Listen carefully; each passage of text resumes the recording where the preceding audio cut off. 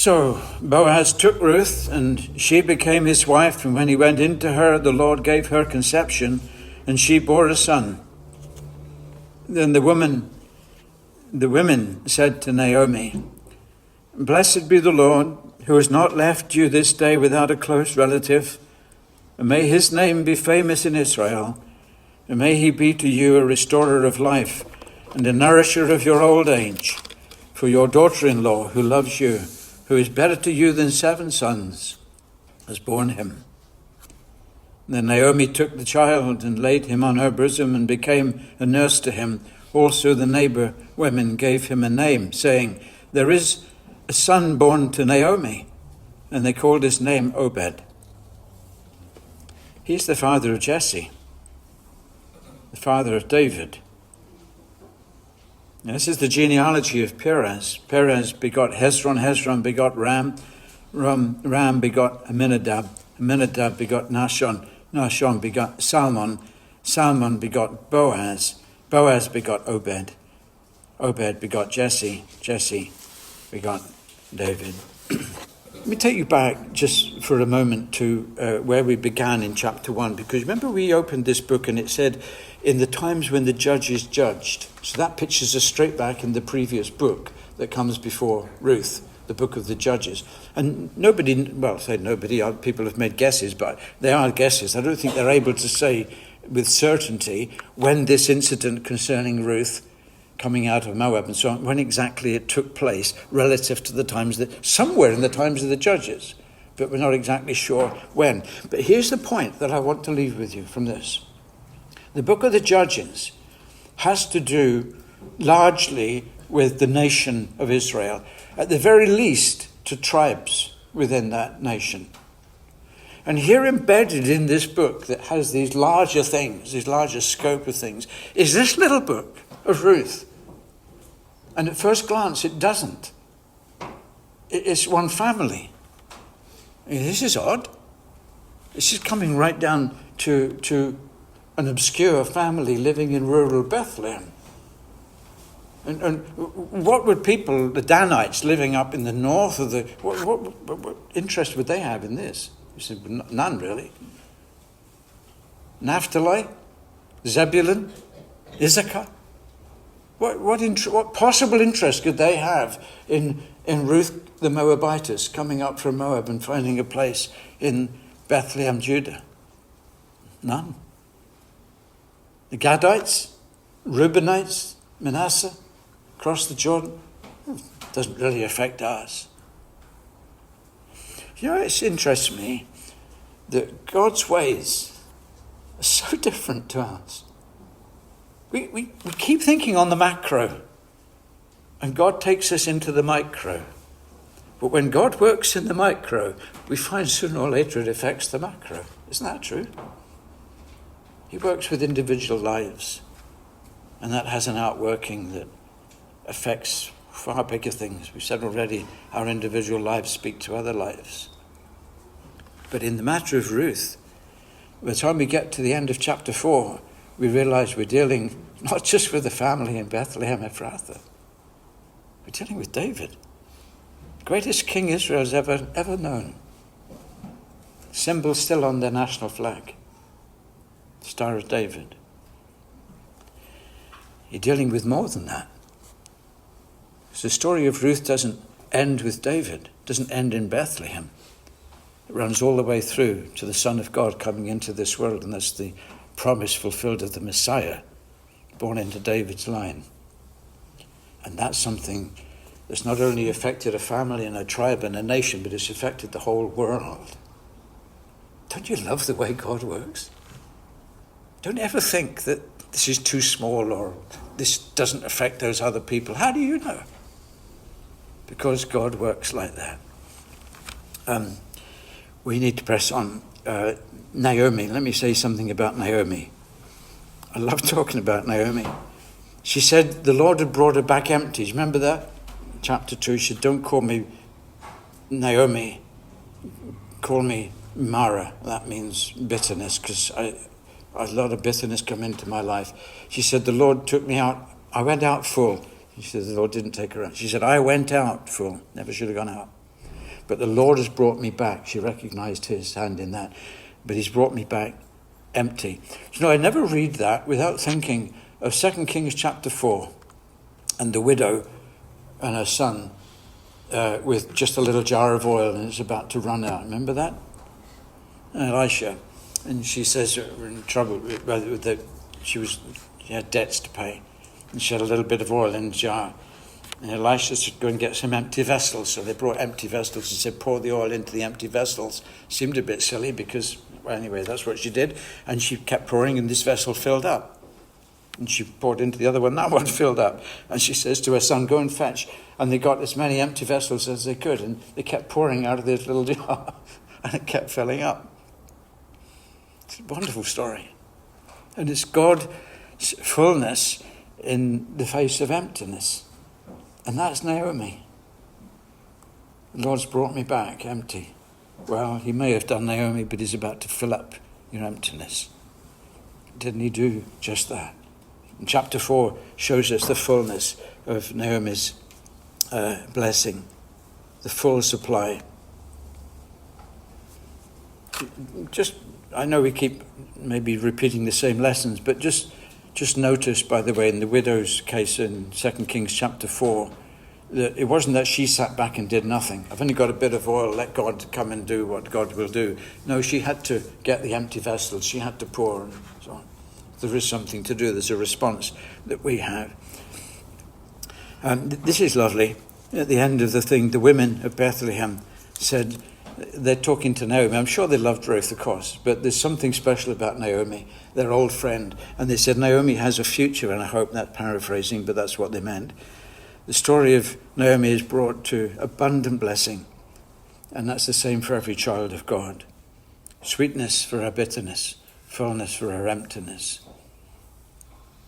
I just want to make a few concluding remarks then about the whole book, because I'm always sorry when I get to the end of Ruth. You know, you read a book sometimes and you don't want to read the last bit because you know that's the end of the book. And, well, that's especially so with Ruth. But a few things just to finish off. The story, when we come to chapter 4, has come full circle. From difficult circumstances, we've been brought to provision and rest. Think about what we've read in chapter 4. From wrong decisions, chapter 1, we've been brought to decisions that have been carefully worked out before God. From misplaced alliances, chapter 1, to this beautiful alliance that we've read about in chapter 4. From death, chapter 1, to new life. You know, it's a book that opens in death and it finishes in life. It's good when it's that way around, isn't it? That's the way of God. So the story is one of amazing grace, and it's the story of God's working out the things that God works out, even when it doesn't look that way to those who are observing it. Grace that reforms and grace that transforms lives. And that grace is available to you and I today, exactly the same. I didn't mention again, I know we've said it several times, but the sovereign purposes of God, that's what runs through this book like a unstoppable river. Back where Sheila and I used to live in Buxton, in the Peak District, I was telling Ian about this just before the meeting. The Peak District is one of the national parks in England, and it has a valley in it called the Manifold Valley, and the river Manifold runs through the Manifold Valley. That makes sense. But what doesn't make sense to a lot of people is if you walk along the Manifold Valley at some times in the year, at one point the river's disappeared. You know, what's happened to the river? It was there a minute ago, and you carry on walking on the river path and you see a riverbed, but it's dry. The river's gone. There are a lot of underground caverns and things in that part of the world, and at certain times of the year the river will actually disappear into those, and then it emerges again several miles further down the Manifold Valley. At other times it flows all the way through. It's a disappearing. You know, sometimes people don't see the purposes of God. Doesn't mean they're not there. They might be hidden from us, but they're still running. God's purposes have never actually failed. And despite what men think too. I remember reading once about some senators standing by the Potomac River, Washington, D.C. And they saw a log floating down the river. And one scientist said to the other, he says, you see that log? He says, there's probably 1,000 critters living on that log, and every one of them thinks he's steering it. Now, I don't think that's true, because I don't think critters think that way, and they probably didn't figure out they thought they were steering. But anyway, it's a good story. He says, there's 1,000 critters on that log, and everyone thinks he's steering it. Well, obviously they weren't. What was carrying the log was the force of the river. That's human history. That's world history to a T. And there are people who think they're doing their little bit to steer the world his way, theirs, and the other way. The world does it what it does because God allows it, and God is steering it towards his ultimate purposes. Don't make him responsible for the mistakes that men make. I'm not saying that. But the world is as it is because God has a plan for it ultimately. And you see that in the book of Ruth. And the big thing is, am I in line? Is my thinking, is my behavior, my conduct, is my life in line with this God who is absolutely sovereign over everything? Doesn't make sense not to be. Why would you try and do it yourself? Somebody said to Abraham Lincoln, I was going to say something about the leaders of America, but I won't. Somebody said to Abraham Lincoln during the time of the war, Civil War, Mr. Lincoln, is God on our side or theirs? Lincoln, who's a very wise man, said it's the wrong question. He said what we need to ask is, are we on the side of God? That's the difference. I notice something here, this little focus, we're picking up on, they're just trying to finish off here. There's something that runs through the book. Another thing that runs through the book is these references to God. News reaches Naomi down in Moab that God has visited, the Lord has visited his people. Ruth's allegiance and loyalty is described by Boaz as coming under the wings of the Lord God of Israel. The preservation of Boaz is recognized by Naomi as the kindness of God. Ruth's childbearing that we've read about here in chapter 4 is the Lord gave her conception. You see, this is the sovereignty of God. Why is it people miss it? It's kind of in your face. I used to have my hair cut by a barber who was an atheist, and he was sort of proud of it. We had all sorts of discussions while he cut my hair. Jack, his name was. And he got a little tired of me one day, and he said, look, he says, if you're, no, I think I asked him, I said, Jack, what happens if you're wrong and I'm right? Then what would you do? Look at the risk you're taking. If at the end of your life you find out that the guy who sat in your barber's chair was actually right in what he told you about God. He said, well, Phil, he says, I would tell him what Bertrand Russell said. Well, that's a bad choice.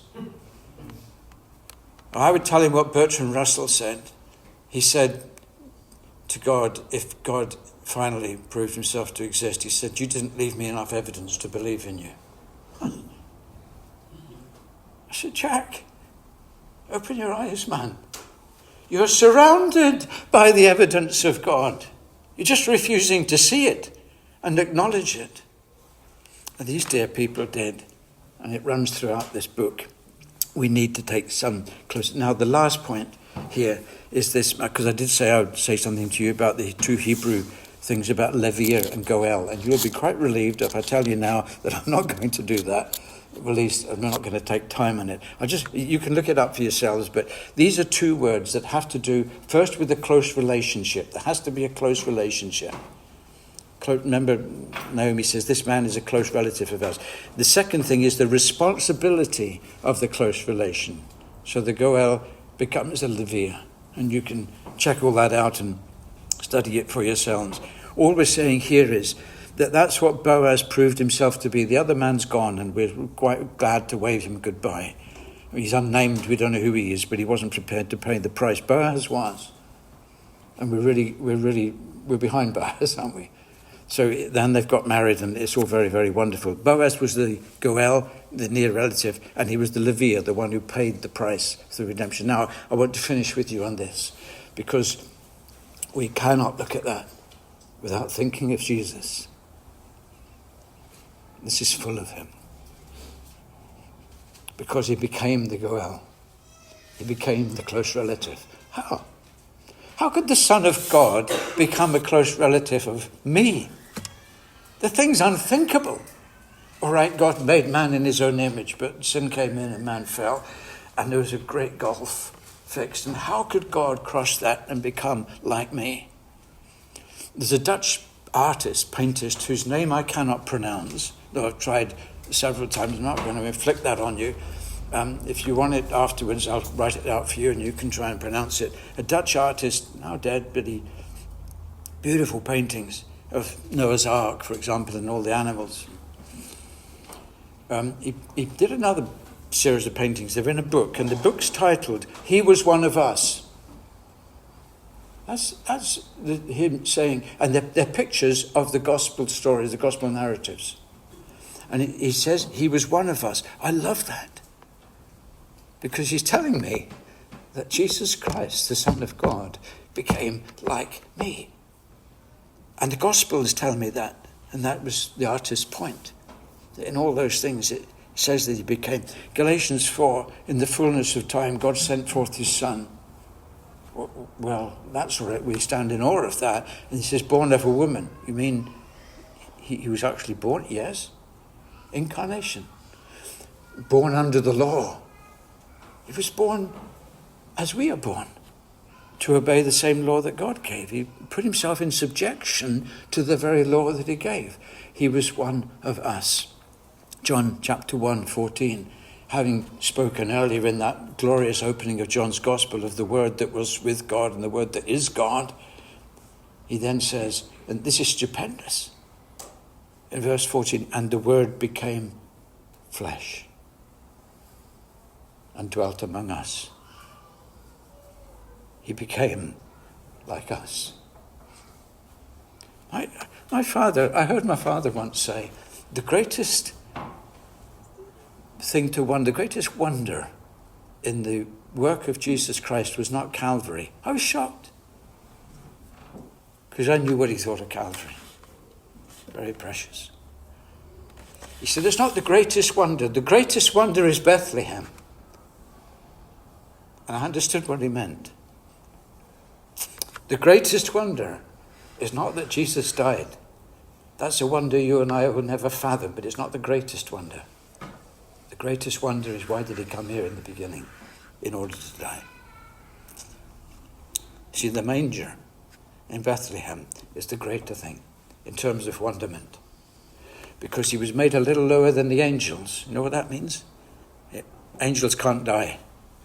And he came into the form of a man so he could experience death. That's all spelt out in Hebrews chapter 2. A baby's hands in Bethlehem were small, softly curled, yet held within their dimpled grasp the hope of all the world. That's the wonder of Bethlehem. And we see it here. It's just one more thing. That's the Goel, that's the near relative. But there's the Leviah, the one who has to pay the price. And it was the price of redemption. And you know what that cost Christ. We've been bought, and we've been dearly bought. Peter says, by not with silver and gold, not by vain manner of life handed down from our fathers, but with blood as of a lamb, without blemish, without spot, even the blood of Christ. That was the cost of our redemption. Matthew 13, there's a little parable told, and the Lord Jesus says a man was out looking for pearls, and he found one, and having found it, he went and sold all that he had that he might purchase that pearl. You know what that is teaching us? It's telling the merchant is the Lord. It's not us finding truth and giving up. Sometimes hear that. This is the Lord. And he's given up everything in order to purchase this one thing for himself. And that's what he did for you and me. But it cost him everything he had. Heaven gave everything when Christ gave himself. Gave the best it had.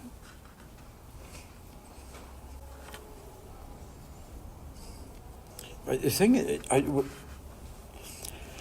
one of the things that just never ceases to amaze me as I read Ruth chapter 4 is this little tradition they had of taking a sandal off.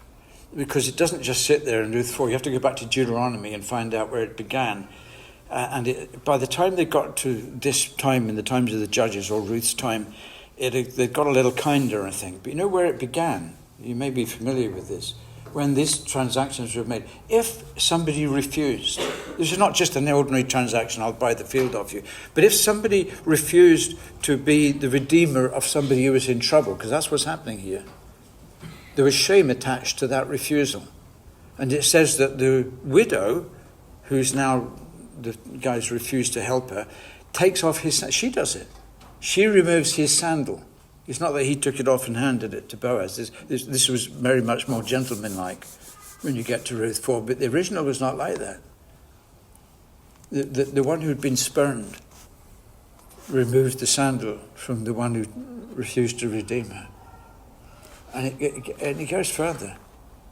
It says she'll spit in his face. That's the epitome of shame. And then it says, and the man goes away, having had someone spit in his face and one sandal removed, so he's walking off with one sandal, and he will be known by the man that had his sandal removed. So presumably when he gets a new pair of sandals even and washed his face, he's still down the marketplace and says, that's the man that had his sandal removed. It was a lasting shame. And then I take all of that and I'm thinking of my Saviour, who didn't refuse to pay the redemption price. Anything but refused. He gave and gave and gave. And he gave everything that was necessary to redeem me. And yet, he endured shame. They removed his sandals.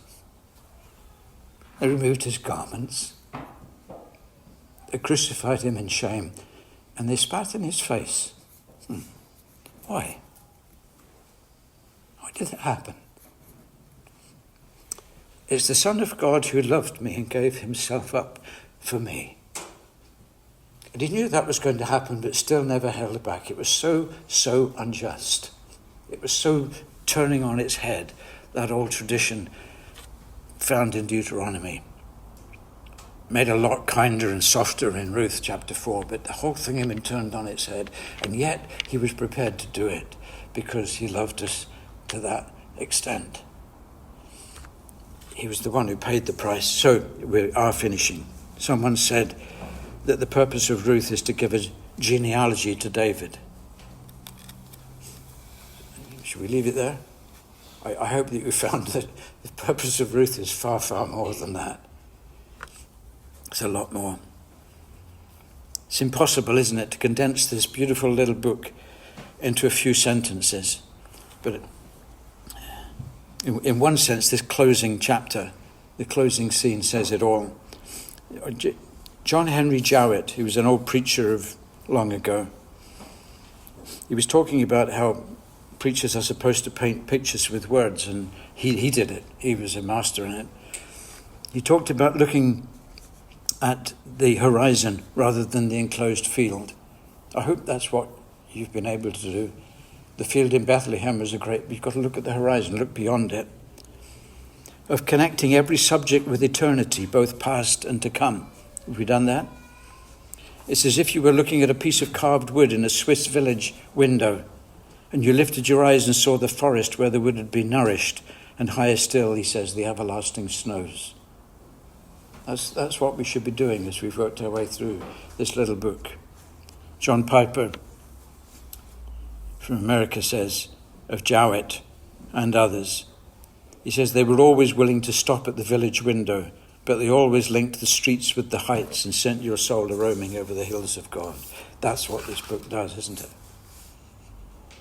It's been a real pleasure to have been with you as we've gone through it. That's where we must leave it. It's the village scene in Ruth chapter 4, and it's a grandmother hugging her grandson. It's just a lovely little scene, and it's the scene we're left with, but it's far more than that, isn't it? We must lift our eyes to the forest and the snows and the mountains of God's eternal purposes, because they're here too. His great plan of redemption cost him so much, of bringing undeserving people like us into eternal blessing.